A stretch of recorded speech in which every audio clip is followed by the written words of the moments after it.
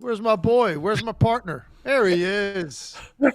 How about that start to the Man, show? listen, I understand some people need a big entrance, but that's absurd, Adam. My Always, goodness. fashionably late as I come in. So dramatic with your entrance. Come on, man. What is up, everybody, and welcome to the All NBA Show, part of the All City Podcast Network. I'm your host, fashionably late as always, making an entrance, Adam Mates, and I am joined by my esteemed colleague, always right on time. Actually, that's never true. I'm always the one on time. Legs is always the one that's late. Today we reverse. Hey, that is true, but when I do appear, I don't like come out of a curtain like you just did. Like I'm there on camera when it's finally my turn to be on. We do start late a little bit because of me, and I apologize to our incredible fan base out there. But what you just did, that is narcissism if I've ever seen it. Come on.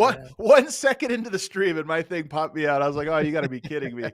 No, but Legs on the call last night in LA. We're going to be talking about that game because obviously when you're calling games, you get a little bit of inside scoop. You get to see things up close and personal. So Lakers, Grizzlies, two very interesting teams. We're going to talk about them. But what a night in the association. Giannis goes for 59. Wemby goes for 50. A bunch of players go for 40 plus. The Bulls beat the Knicks. Blazers beat the Wolves. Magic beat the Pacers. King beat the Suns. So today we're going to spend a little bit of time on that first Lakers-Grizzlies game that you called, but we're going to talk about a lot of games and cover a lot of ground today, Legs. Last night, really good night in the association, man. It was just a full slate of good and interesting games. Great night. And we've had some lately, man. We've had some that really gave us so many different areas of talking points. I was really lucky last night, to do what I do for a living and now this year be calling more games. And so you're sitting there courtside and just watching what LeBron James is still able to do. It really is. You just have to be in awe of what he is doing at this stage of his career, to not only be, the most skilled player on the court for stretches, but to be the most athletic player. Like none of that makes sense. And Dave Pash and I, who was, doing the play-by-play, we just kept talking off the air, like during breaks, like we just can't figure out how it's possible that he has this kind of drive and engine and looks this good physically and has this kind of impact 22 years into the league. It just defies logic. And they needed all of it because Anthony Davis, who's been incredible to start the year, he was quiet last night. He got in a little bit of foul trouble. He really didn't get involved early in the game. I'll credit Jaren Jackson Jr. for some of that, who's one of the elite defenders in this league. He's one of the few guys that's got the physical dimensions to be able to guard him. He's just as big. He's strong. He's got lateral quickness. And I thought he did a great job on Anthony Davis. So they needed everything LeBron brought to the table as a scorer, which isn't always going to be the case anymore for LeBron. Like some nights he picks his spots. He didn't have a choice last night. He had to carry them offensively for stretches and then got a lot of help late to help close that deal and let the Lakers get a win against the Memphis team. I was super impressed by the way they played all night without Ja Morant, without Desmond Bane. Their pace and their role players, very impressive. They had a great game, but ultimately LeBron got some help from Edey, Dalton Connect. We're going to get into all of it, and they were able to pull it out. But I think my big takeaway is just how good LeBron still looks at 40 years old. It's really incredible. I want to get into a lot of the Grizzlies role players because I agree with you. They have some very interesting players on their roster that were not on my radar coming in, and they're on my radar now. But we'll start with LeBron, 35, 12, and 14. Did you know, Legs, that he became the oldest player to have 3 straight triple-doubles? Beating himself, he previously had the record from 2019. So think about that. 5 years passed, and he was already the oldest player with 3 straight triple-doubles. 5 years later, he does it again and breaks the record. It's one of those things where I remember us doing this in 2018, 2019, 2020, the oldest guy to score 45 points, blah, blah, blah. And he's still doing it. It's unbelievable the lack of drop-off from him. And you are right. He doesn't have the same burst. He doesn't have the same stamina to go 100%. He does have great stamina to be able to play, but he's not able to explode for 48 minutes. But 35, 12, and 14, he still dominates the game in so many ways. And 4 of 7 from 3, including one of the highlights of the night was his three-pointer. Was it to beat the third quarter buzzer? Shoots it, Steph Curry-esque, shoots it, and just starts walking back while the ball's in the air, knew it was in. Well, he had another one, Adam, right before that really blew me away. So he catches the ball over on the left wing, and Jaylen Wells is guarding him, and the clock's winding down, the shot clock, and he his heels are like against the sideline, and Jalen Wells is like, he knows the clock's winding down, so he kind of presses up into him.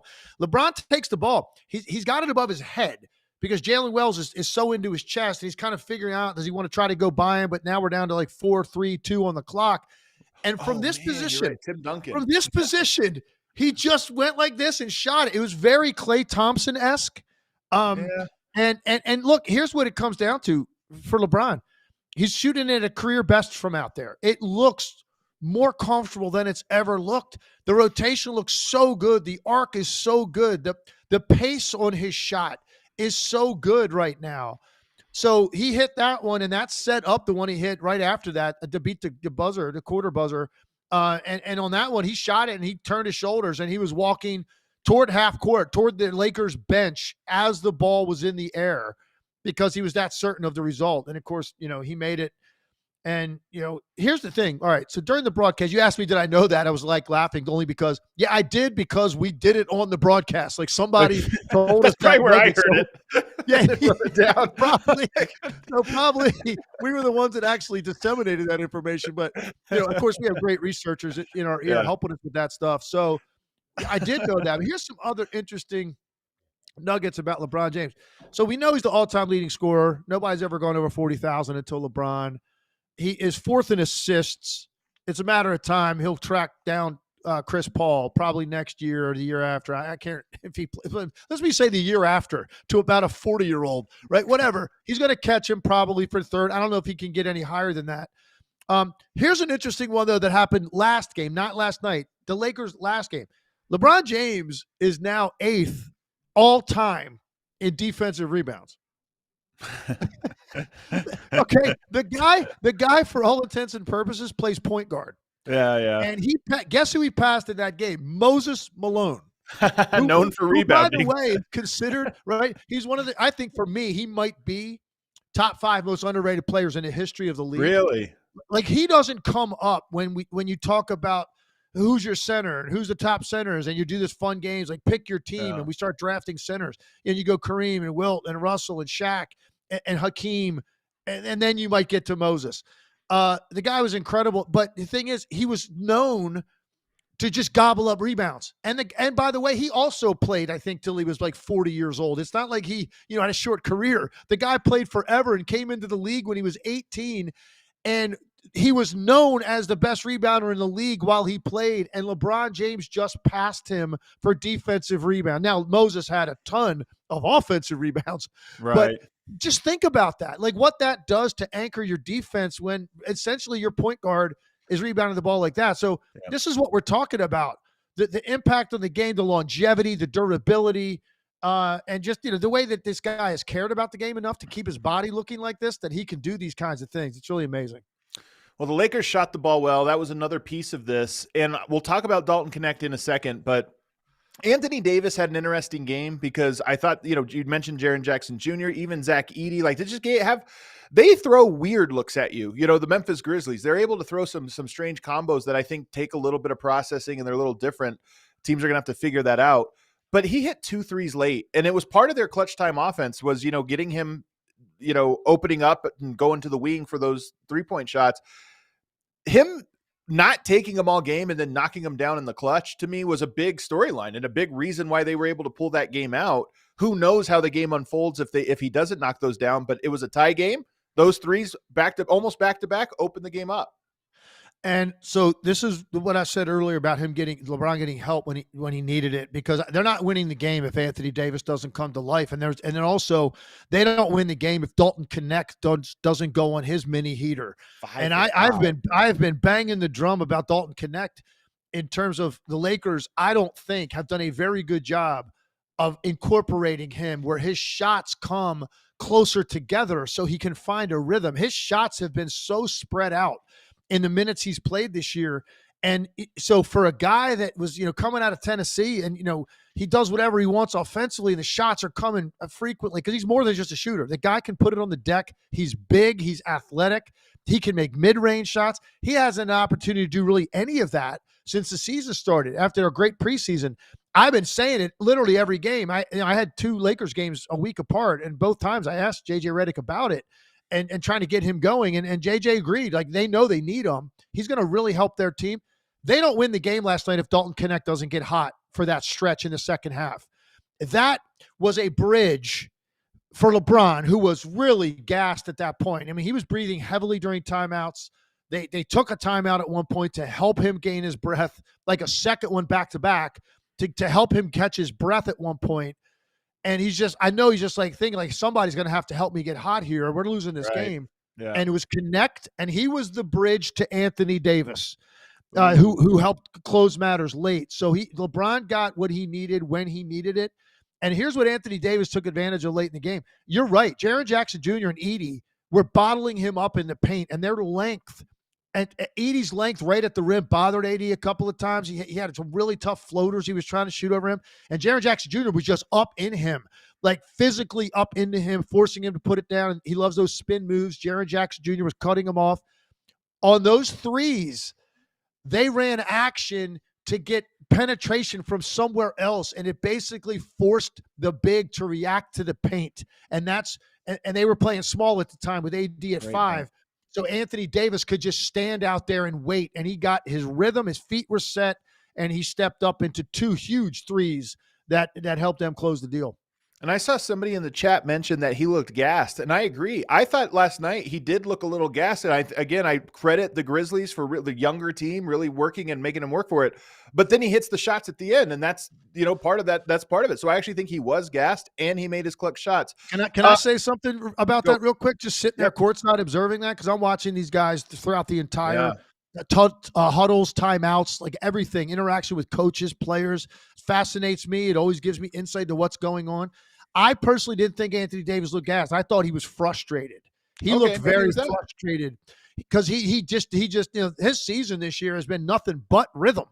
That's all he's known. He didn't get into rhythm last night, and fouls contributed to it. I thought he got some cheap ones called against him. That, letter of the law, you look at the replay, go, okay, I guess you could call that, but should they be called is a whole different story. I thought it affected him in the second half, some of the fouls he picked up. And then JJ Redick, he had to manage that, and he did a pretty good job with it, I thought, in what he did over the last 10 minutes of the game to manage the foul trouble Anthony Davis was in. Christian Koloko came in and gave him good minutes, man, and he hasn't been playing, but Jackson Hayes didn't play in this game. So they were either going to go small when AD was off the court, and you could play LeBron at center, I guess, or they were going to go to Koloko for some minutes, and they went with Koloko. And, he gave him 13 minutes, 4 points, 1 board, 1 steal. The stat line isn't impressive. The activity was impressive. And to eat up 13 minutes, they needed all of those to protect Anthony Davis. So I don't think AD was gassed. I thought he was frustrated by Memphis's defense and by the whistle. I thought those two things got into his head a little bit. Is it after the game, LeBron shouted out Dalton Knecht? He's actually brought him up quite a bit. I'm surprised. I'm always listening to him, for it. He brings him up quite a bit and just tries to shout him out. Is it too far if I say that I think Dalton Knecht is the key to their season in a lot of ways? Because they need the shooting. They need the spacing. He can put the ball on the floor and finish plays and kind of create. And I think they're going to need that throughout the course of the season. It's early. They're taking it slow a little bit with him, but I think he might be the biggest X factor. I mean, outside the main pieces that we kind of know what they bring, he might be the biggest swing factor on their roster. Well, you're kind of reiterating how I have felt the entire time. And look, it's early, so I wasn't going to get, too crazy about this. He is playing regular minutes. That he earned that. 31 last night. He's getting his 15 to 17 minutes pretty much every night. He gets 31 last night. By far his most in a game that mattered. I mean, he had his career high prior to this was October 30th. They got blown out by Cleveland, and he had 18 points, played 22 minutes. I don't really even count that. The games that matter, that are close, he earned 31 minutes last night because of the way he played. And I've been saying the same thing. There's more to him than stand around and wait on shots. He's just a natural scorer. With great size, and he's got great athletic ability. He knows how to get to the line. It's going to come for him. This might be a breakthrough for him, and it's ironic the way his night started, Adam. His first shot was a 3 from the top of the key that he banked in. Okay, so and he fell down backwards on that shot. And I said to Pash on the air, to a shooter, you know what that looks like? A swish. They don't care. I never cared how it went in. If Yeah. you are a guy that's trying to get going Yeah. and that's what happens, great. Because I'm telling you right now, after that, he strung a couple more shots together, and it to me it looked like Dalton Connect was back at Tennessee. Because when you have the ability, that's all it takes. Just give me a little bit of rhythm, man, to get some shots that are like coming at me like 2, 3 in a short period of time. And guess what? When you have that kind of ability, it's no different between making shots at that level and making shots in college, because your confidence is just oozing out of your pores, and you could see it. He couldn't wait to get his hands on the ball in the second half when he checked into the game, and he turned that game. And it set up the late game heroics by LeBron and AD. So I was happy to see it for him. I know JJ Redick was probably happy to see it. And let's see now if this is something that gives him impetus going forward. He strings together some double-digit games here. I think he's going to be great. I have a bold take that I think he's going to be very, very good this year because he's in a good role for him. If he had to create 36 minutes a game, I think he would look a little bad, inefficient, whatever. But being able to fill in these gaps, I think over time, he's going to be a guy that becomes insanely valuable alongside the gravity of LeBron, Anthony Davis, Austin Reeves. He's going to kill guys as that fourth or fifth option. Real quick, where are you at with the Lakers right now? They win 3 to open the season. They lose 4 of the next 5, and now they've won 3 in a row. So it's been a very uneven year for them so far. Where do you think they're at? Are they a good team? Are they on the upswing? What do you think of them? I do think they're a good team. The problem for them ultimately is just going to be how many other good teams there are in the Western Conference. I mean, that's because to me, I can just look at them in a vacuum and what I see, and I do see a good team, particularly offensively. I mean, their numbers and their metrics really good. Now, 3-point shooting isn't where you want it to be, but they made 20 of them last night. They're going to have certain nights like that. And ironically, the 2 games I called last Friday and last night, this team averages 11 made threes a game. It's bottom 5 in the league for makes per game. Last Friday, they make 11 in the first half. So they matched their season total in the first half, and they did it again last night. Both nights when I'm sitting there, maybe I'm the key to the whole thing. I'm going back out there, I think, the day after Thanksgiving, and I'm expecting another 15 made threes in the first half. There you go. So when I'm in the building, they make threes. It's definitely the key to I think, them winning another 5, 6, 7 games on the season. If they can get to numbers like 12 to 15 a night like last night, obviously that's the upper limit of what they're going to do at 20. If they can get into that 12 to 15 range, more nights, they're going to win another 5, 6 games because their offense is good. They don't turn the ball over much. They move it. They're smart with the ball. I credit JJ Redick for that. Turnovers have been a problem for the Lakers in the past. They're not anymore. They get shots. They've got 2 great players playing at a really high level. And the 3-point shooting is really important for them. On nights they make them, they're going to have a chance to win. The question is, ultimately, what does that mean for them in the pecking order of the Western Conference? It's too early to know that. Yeah. But they are a good team, Adam. I just don't know, are they good enough to get really interesting here with what is at the top of the Western Conference? And my answer to that is certain nights they are, because of the talent, man. LeBron and AD give you a chance every night because they win their battles. So you start off with that. Now it's, can we get enough supplemental shooting out of D'Angelo Russell and Rui Hachimura and Dalton Connect, if that's what it takes? Can we get that more consistent? Austin Reeves, can we get it more consistently? And that's going to really, I think, be a huge determining factor in their season. If we spend a couple minutes here on the Memphis Grizzlies, Zach Edey and Jaylen Wells are the guys I really want to talk about. Let's start with Jaylen Wells. I'm the guy, was a Division II player, kind of has a quick rise, plays at Washington State, gets drafted, wasn't going to get drafted, then gets drafted.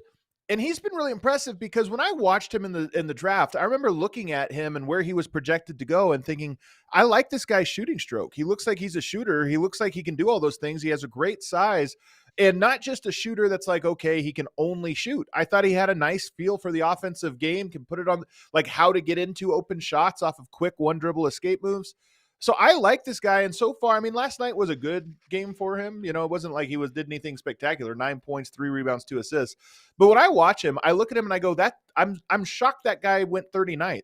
To me, he looks like a guy that should have gone higher because he has serviceable basketball talents.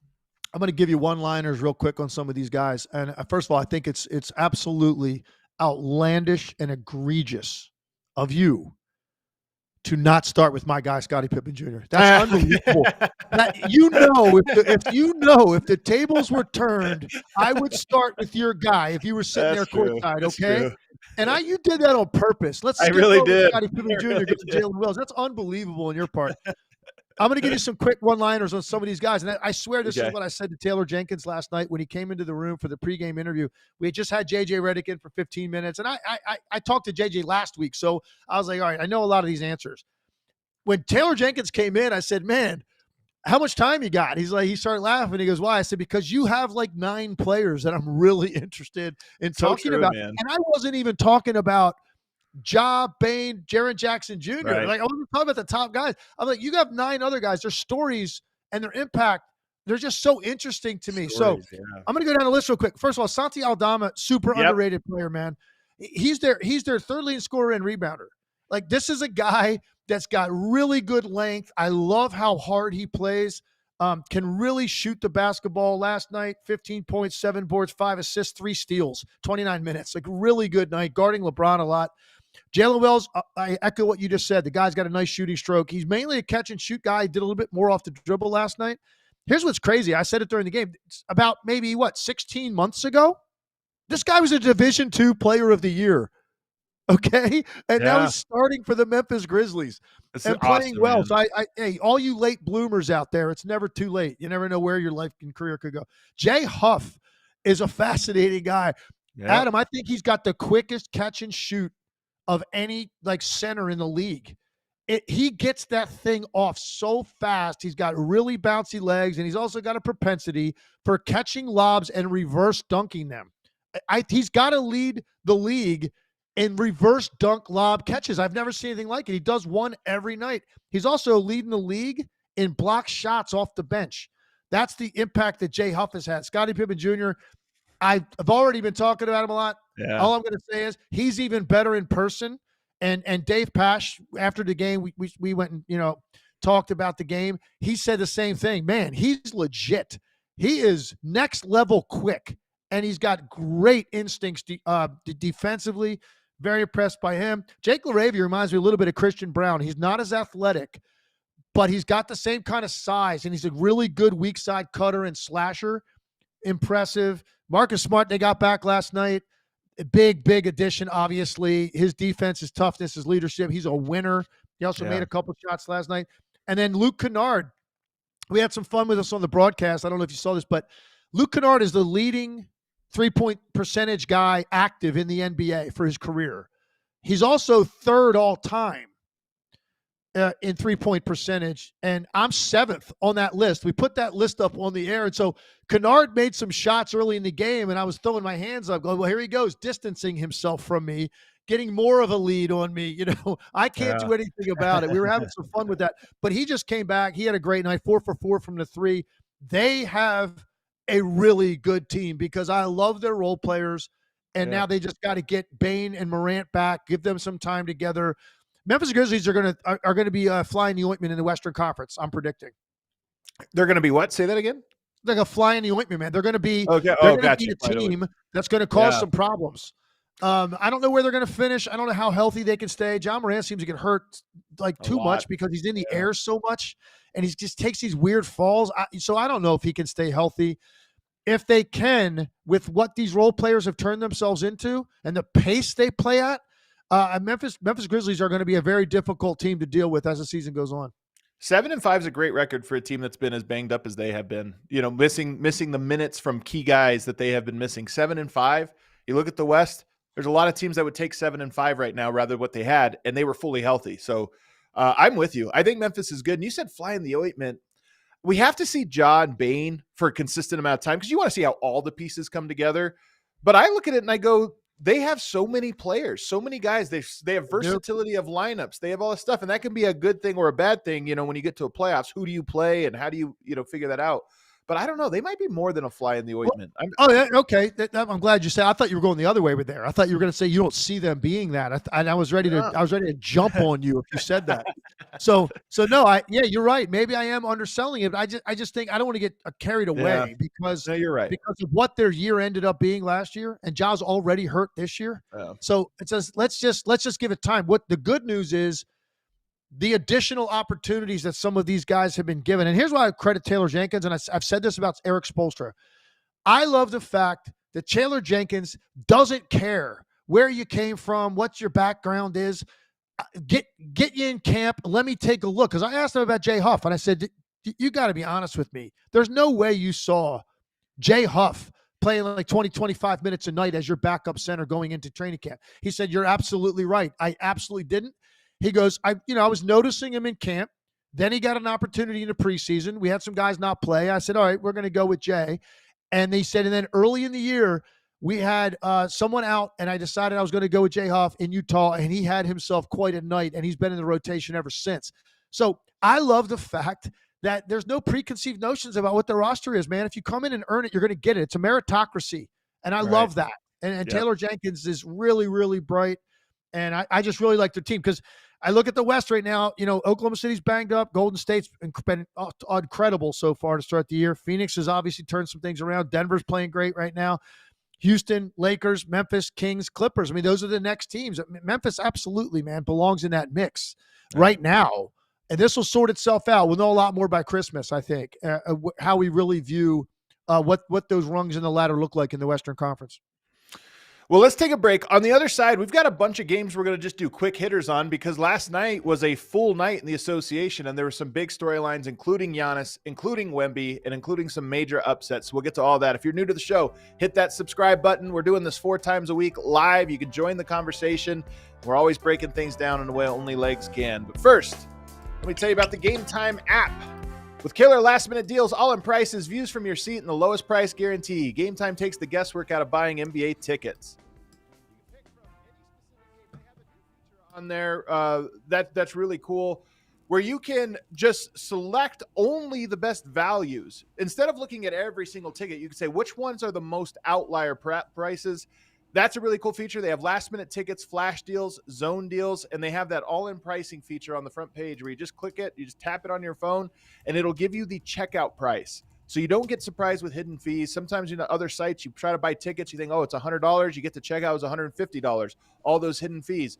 All-in pricing tells you exactly what you're going to pay, so you don't have to do any guesswork. It makes it really easy. And then you can set alerts. If there's a game you want to go to, but the prices are a little high, set alerts. It'll send you a push notification when and if those prices go down. Take the guesswork out of buying NBA tickets with Game Time. Download the Game Time app, create an account, and use the code ALLNBA for $20 off your first purchase. It's one of the best ways you can support this show. You're going to buy tickets anyway. You might as well use our code when you sign up. Again, create an account and redeem the code ALLNBA, all one word, for $20 off. Download Game Time today. Last-minute tickets, lowest prices guaranteed. Let's talk about goals for a minute. How are you tracking with the ones you set for your business earlier this year? Are you close? And if not, do you know why you haven't hit them yet? You have year-end goals. Constant Contact has what it takes to help you meet them faster. No matter how experienced you are with digital marketing, Constant Contact has the tools to make your marketing run smoother. Sell more, raise more, and build more genuine relationships with your audience with Constant Contact's suite of digital marketing tools, all made to fast-track your success. Tap email marketing that helps you create and send the perfect email to every customer. Own the smartphone by adding texting to your marketing strategy. Connect with over 2 billion people on social media with an all-in-one tool for posting and sharing. And sell more online in less time with Constant Contact's powerful e-commerce tool. Get all the automation, integration, and reporting tools to get your marketing running seamlessly. And you join thousands of businesses and millions of people who trust Constant Contact with their marketing success. So this is all you small business or even big business owners. Time to put the go in your 2024 business goals with email, social, SMS, and customized marketing campaigns built for you in just a few easy clicks. Ready, set, go to constantcontact.com/allcity and start your free trial today. You also have the link in the description of the show. That's constantcontact.com/allcity for your free trial. All right, back here, segment 2 with Tim Legler. Throw us a like if you're enjoying the show today. Last night, there were 2 huge performances. There was a couple big performances, but 2 huge ones. Giannis going for 59, Wembanyama going for 50. Legs, I'll let you pick where we want to start. We're going to talk about both guys, but which one was more impressive, and you want to start there? It's got to be Giannis. Um, Got to be. here's what's crazy to me. The guy had 59 points, and they needed all of them to beat the Pistons. And look, Yeah. and I'm not knocking the Pistons. I've said I think Yeah, they're the they're most improved scrappy. team in the league. Yeah. They've got young talent that I like, and they just look more organized. They're clearly more confident. They went through a nightmare last year, man, and that's just a very demoralizing environment. Yeah. And now I feel like they believe they have a chance to win now, and at least every night. They're not going to be over 500 or anything like that, but they're going to win 30 games, which is a dramatic improvement.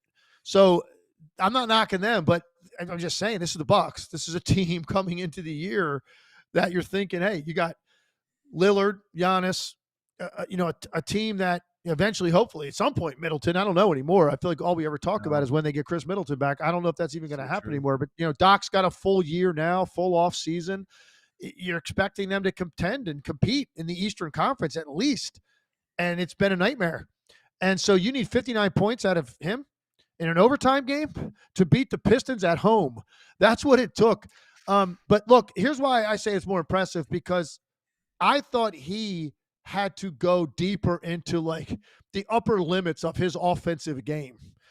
This wasn't all about just bully ball. Most of the first quarter was where he was taking their lunch money. The rest of the game, though, man, he made mid-range shots. He made almost all of his free throws. An incredible night from the line. Made a big three late in the game. So I just felt like what he had to do required a broader range of his overall skill set. And again, they needed all of them. Wemby had 50, but that was at one point a 20-point game, and in later in the game. Right. And he could have had a 35-point night, and they still would have beat the Wizards. Giannis had to get 59 points to win the game.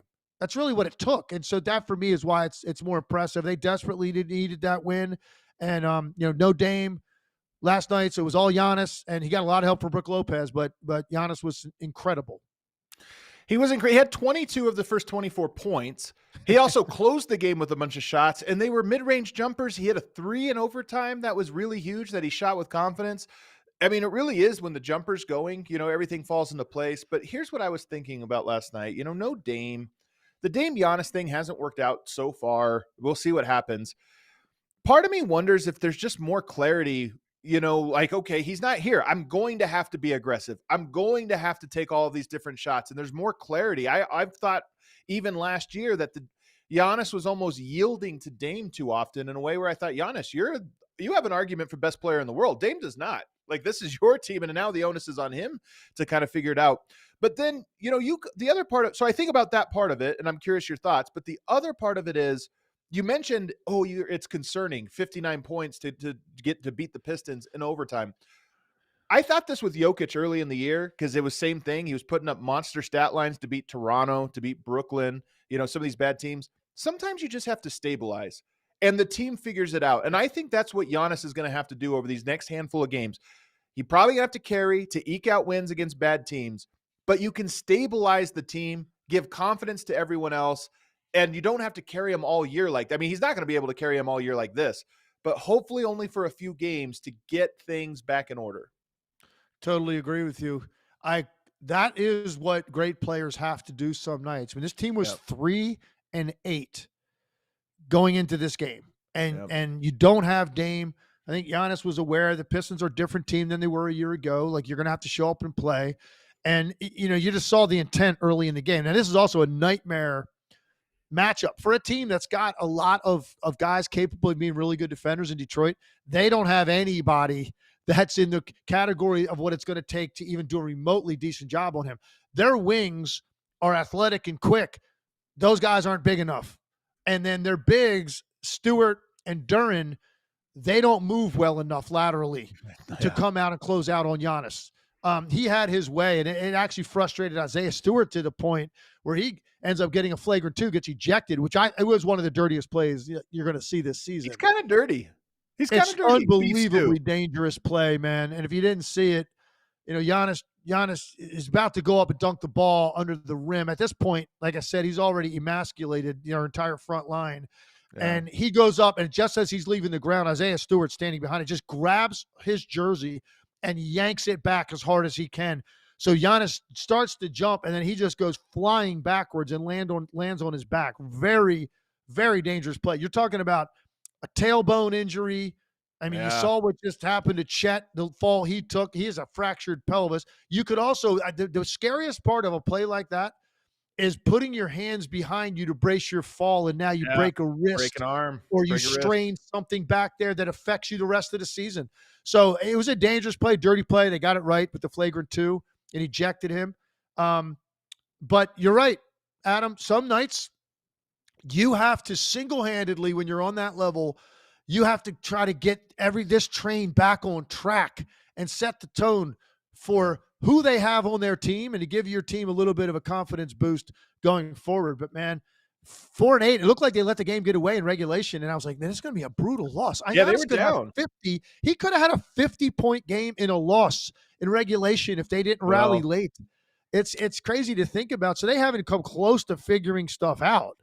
But at least Giannis kind of reminded his own teammates and reminded the world like what he is, And actually, it's funny, his stat line reminded me an awful lot of Game 6 of the finals when Giannis had the game of his career, right? In that game, I think he was 50, 14, and 5. Last night, he was 59, 14, and 7. He was 17 for 19 from the line in that Game 6 in the finals. He was, 16 for 17 or something like that last night.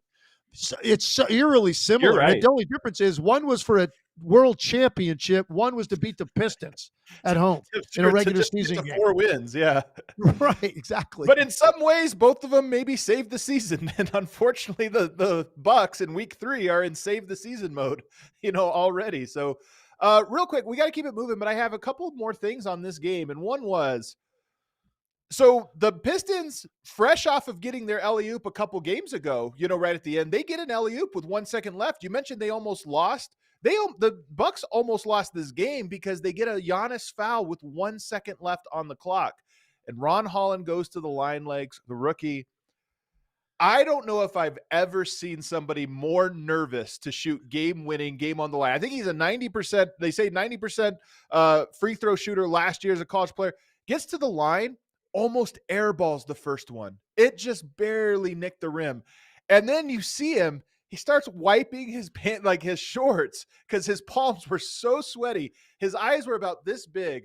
I felt bad watching him in that moment because it was like, oh man, that is a lot of pressure for the young fellow. Yeah, and here's the other thing too, and I saw him this summer in Vegas for the first time, really impressed with his defensive prowess. That's what they brought him in to do. He's not known as a shooter. Like that's actually the big knock on him. He can't shoot, and he's an active player, kind of makes things happen with activity.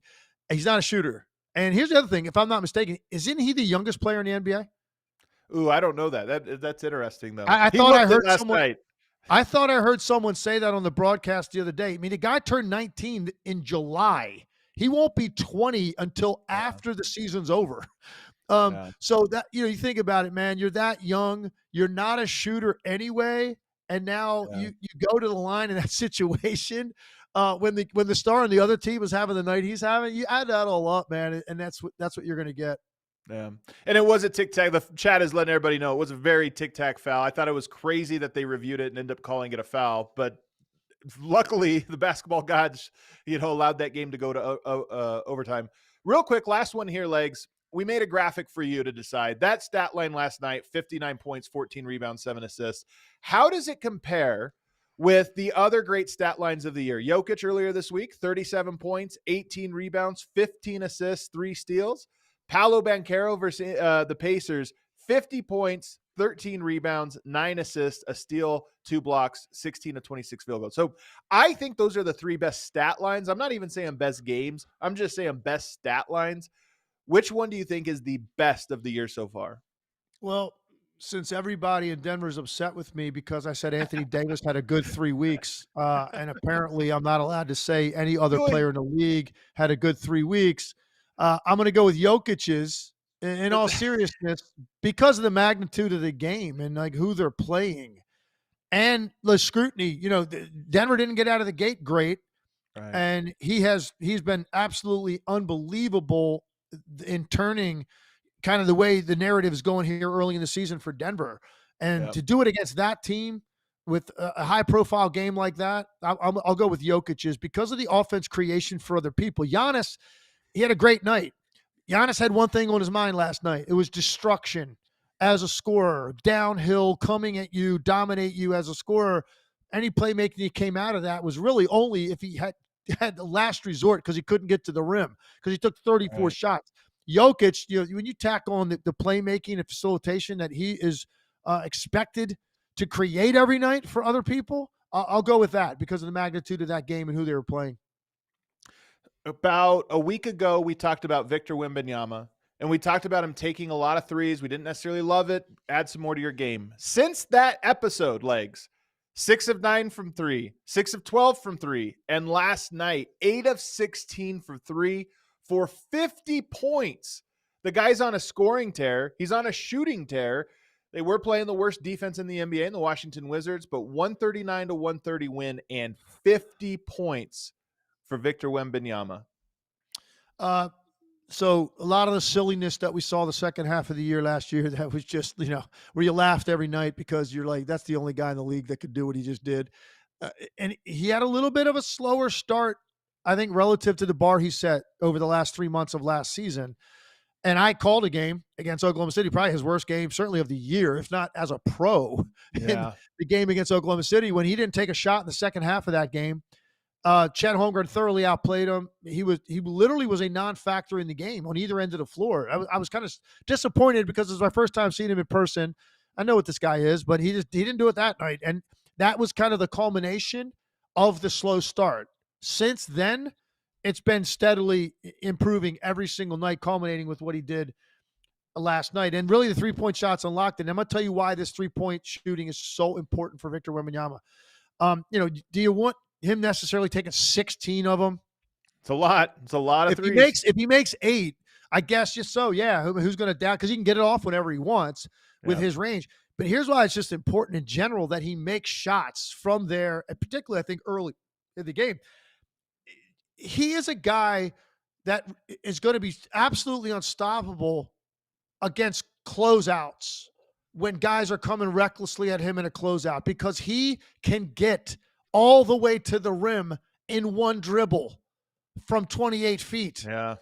So those little gaps if he's struggling, he's tentative, which I thought the Oklahoma City game, he had 3 or 4 opportunities in the second half of that game where he was going off the dribble against somebody, getting ready to go to a step back or a pull-up 3, and all of a sudden he'd get ready to leave the floor and he just would stop. He'd change his mind. Very indecisive. It's important that he gets these off and has some success because I think it affects the way you have to play him. And when you extend your defense against him with that stride and that step through and that length, it's impossible really to keep him from getting all the way to the rim. So that's why the 3-point shooting's been big, man. And look, he's 14 for 28 in his last 2 games. Those are massive numbers in terms of attempts, but, incredible number of makes as well. But that's not all he did in this game. I mean, he scored every way you can imagine in this game. He had 24 from the 3-point line. He only had 5 free throws, or 6 free throws. Sorry, that's 30. So he had another 10 field goals that weren't threes that were very impressive. Some of the angles and the English and the touch. He's got it rolling right now, man. He's at 108 points in his last 3 games. Do you think he's over a hump shooting? Because I mean, look, Yes. here's the thing you have about it is if he's a great 3-point shooter like this, then maybe the interior game and some of that other stuff just comes naturally because, like you said, attacking closeouts, paint opens up, or what have you. I still think if he's going to be the most dominant version of himself, he's going to have another other punches that he goes to when the shot's not falling. But over the last 3 games, the shot is falling. So do you think he's over the hump and he is a good shooter, or do you think he's going to be inconsistent? I do think he's over the hump, and I know he's a good shooter. The stroke is, his mechanics are beautiful. I know how difficult it must be to shoot a basketball with hands that big. It's kind of mind blowing when I saw him warming up before the game. When I called it, I was really looking at his hands, and they wrap halfway around the ball, and so the ball feels like he's shooting like a tennis ball to me. And that's not easy. So for him to have perfected his shooting stroke the way he has with hands that big, how different that feels coming off. It's really incredible. So his stroke absolutely lends itself to always being a guy that's capable of going off at any time. To answer your question, yeah, I do think he's broken through now. Does that mean he's going to have great success after all the time? No, because some teams are going to have better personnel to guard him out there, to jam him up and to stay home. And that's still going to be an area that's going to be most difficult for him.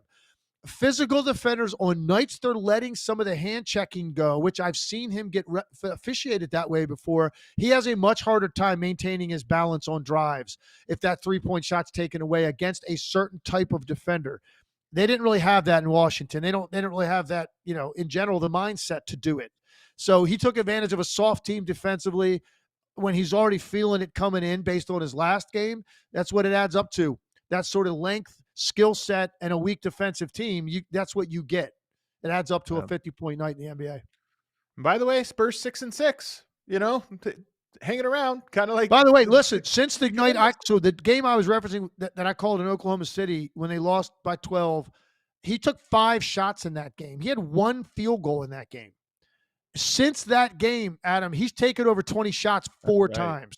Yeah. So I think I saw Pop in that game late in the game, really giving him an earful in front of the bench. And when Victor was looking down at him, and he was, he was taking it in and handling it well. And I know it was because of the lack of assertiveness and aggressiveness. And he has turned the page on that since. So give him credit, man. He's adjusted to it. By the way, we'd be remiss without extending, our heartfelt thoughts, prayers to Greg Popovich. It came out that he has suffered a stroke, and he will be away from the team for an undetermined amount of time. The reports are he's doing well, and we just want to wish him the best, man. He's a staple of this league. He's a legend, and he's going to be away from the team for a little bit, but we wish him well. I just wanted to make sure I got that instance his name came up. Absolutely. Let's move on now because we have a couple other quick hitters here. The Bulls beat the Knicks last night. The Bulls led by 22 in the third quarter and completely collapsed.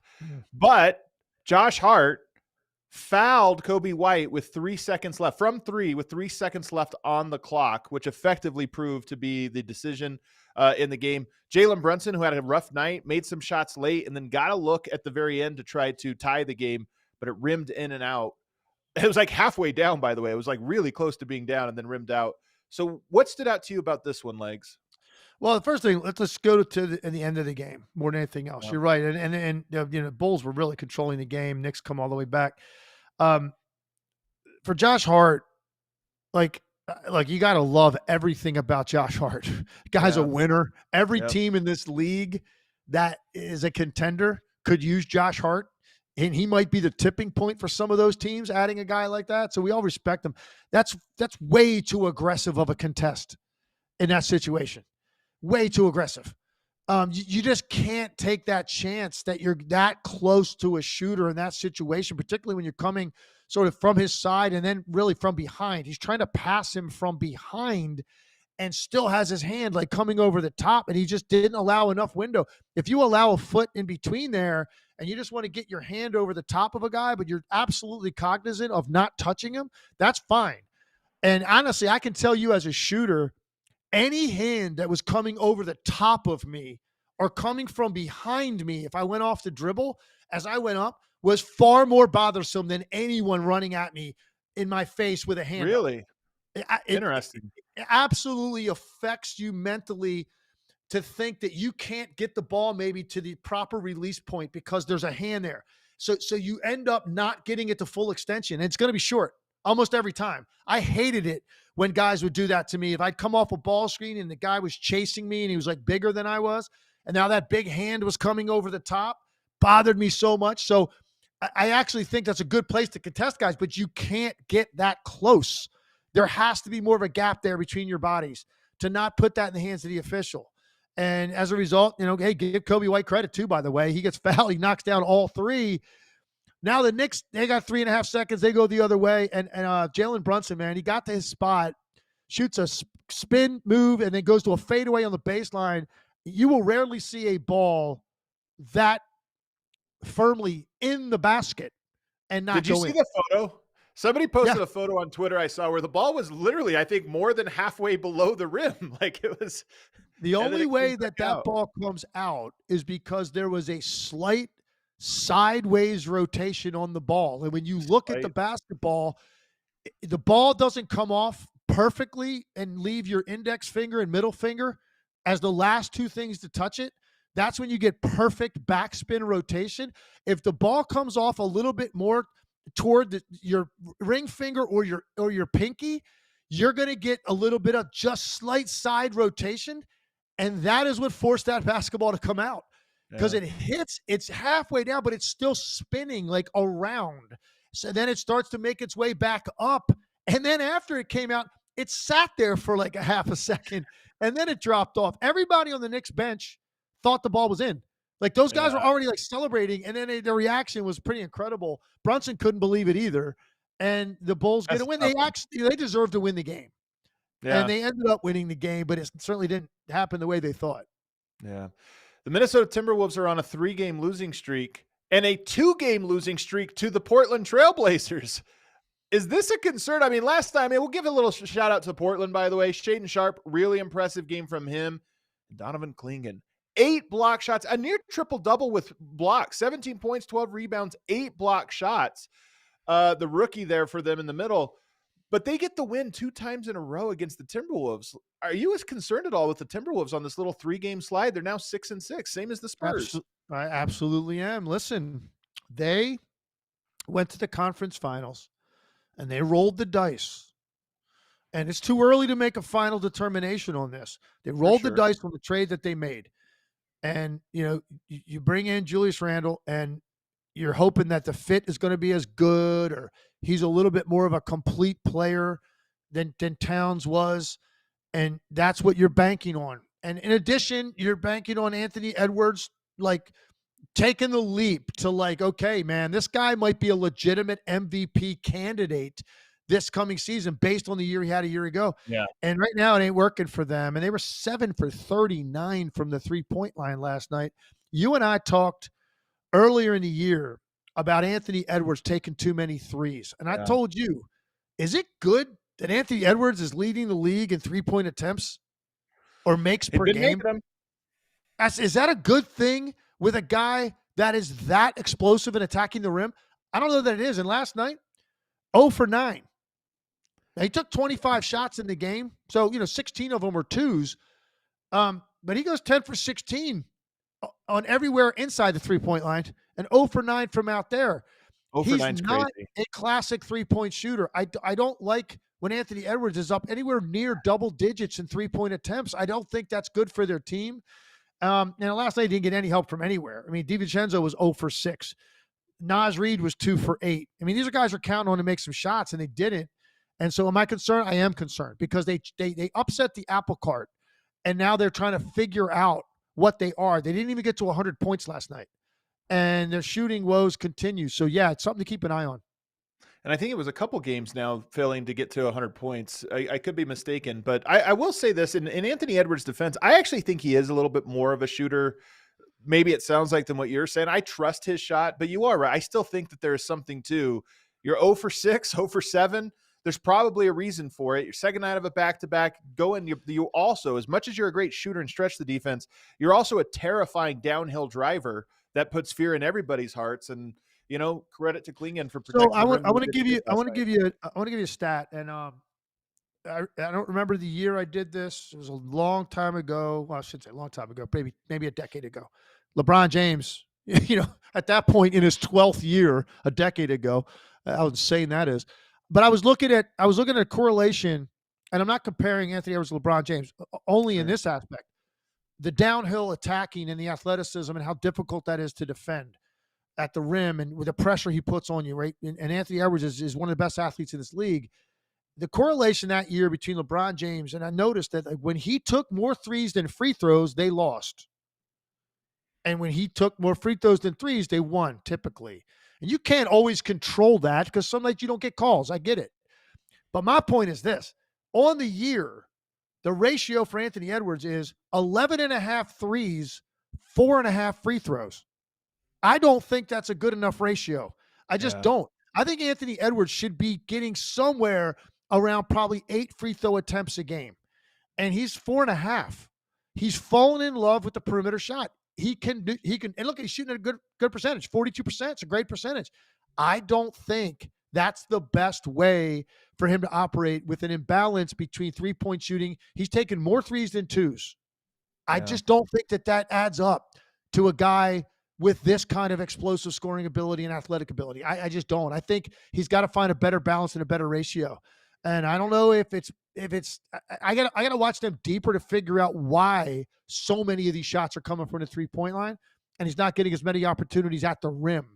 And maybe that's my plan this week before we get on the air next week. My plan this week is going to be to watch Minnesota a couple times and have a better feel by the end of next week on what I'm seeing with that, because I don't like that ratio between free throws and threes.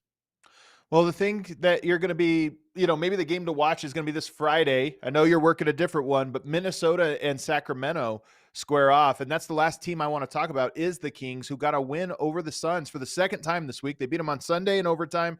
They beat them last night, 127-104. Just quick thoughts on this. The Sacramento Kings always fly under the radar because they kind of have some ups and downs, but they're 7-5. That's a pretty good win. They have some good wins under their belt. Domantas Sabonis, 11 points, 10 rebounds, 9 assists. He had a near perfect triple-double, or actually a perfect triple-double the other day. So what do you make of the Kings, and are you impressed with this one? Yeah, listen, I like the Kings, and I think there's been an adjustment period with adding a guy like DeMar DeRozan. He's a different type player than what they've had in the past. Like, that takes a little bit of time to sort all that out. They also Phoenix was playing without Kevin Durant, without Bradley Beal. Super shorthanded team, and they did what they're supposed to do. You're at home, a shorthanded Suns team, missing all that firepower. You're supposed to beat them and handle them, and they did. Right now, the Kings are one of those teams that's in a pot of 5 or 6 teams in the West that, like, they're good teams. You don't know how good yet. So a lot of things have to be sorted out in the West. Yeah. And DeMar DeRozan, by the way, left this game at halftime. Kings still were able to pull away in the second half. So there you go. But Sacramento, definitely a team that I think next week, you look at some of the teams we want to key in on. Sacramento, a little on the rise. So I have a feeling we'll talk about them as well. That does it. Full slate, man. We hit on a lot of games. This might be the most games we've ever touched on in 1 hour, Legs. Great night. I mean, super entertaining night. I had a great game to watch personally. And I, of course, certainly had an eye around the rest of the league, caught up on a lot of the video I needed to see this morning. And it was a spectacular night in the league. One of the best nights we've had to this point over the first 3 weeks. Well, you guys didn't hear something earlier, or maybe you did. Legs, a true hoop head, sitting courtside, ready to do the game, and he's got his iPad on watching the game. True sicko stuff, Legs. Yeah, I'm not right. There's something wrong with me. I admit it, man. Everybody that knows me well has been knowing that for years. Yeah. I'm the same way, though, man. I'm at the arena watching the Nugs. I'm sitting there with my little computer as well, man. That's why we love doing this show. And we hope you love watching the show with us. Make sure you hit that like button. Leave us a comment below. Let us know what you're thinking, what team you'd love for us to key in on. And make sure you subscribe, because we're doing this 4 times a week. We'll see you guys tomorrow. Hit that like.